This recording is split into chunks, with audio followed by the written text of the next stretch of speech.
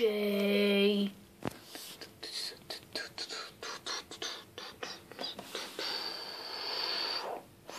Skylar Cole.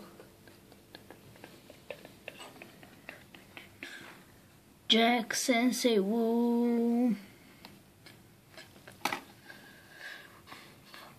Zane Lloyd.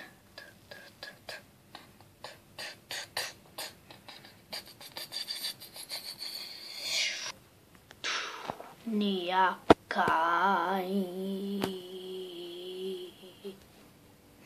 Zicea Senseiul să-l duc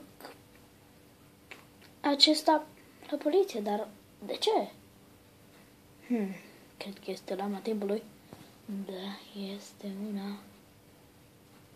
Păi, aș vrea să o duc mai repede. Pot să vină acei frați sau cine sunt aceia. Încă nici măcar nu știu prea bine cine sunt ei. O să aflu mai târziu, sigur.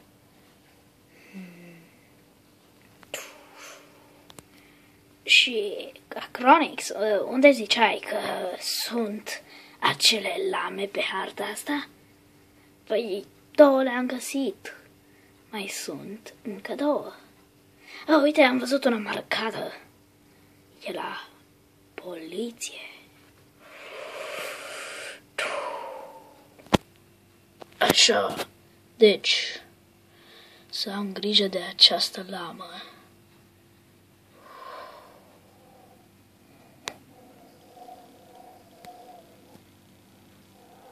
Lama timpului.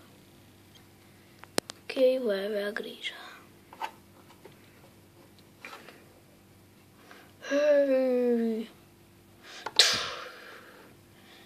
Acum este a mea. Mergi încet.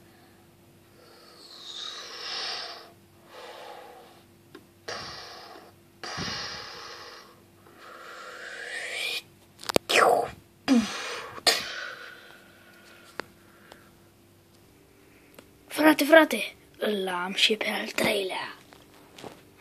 Foarte bine. Acum îi vom putea ataca pe ninja dacă vrem. Păi, hai să-i mai atacăm o dată. Dar nu noi vom ataca, ci ei.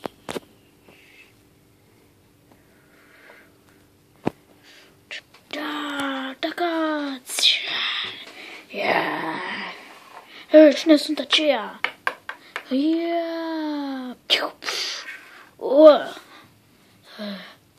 Sunt cam puternici.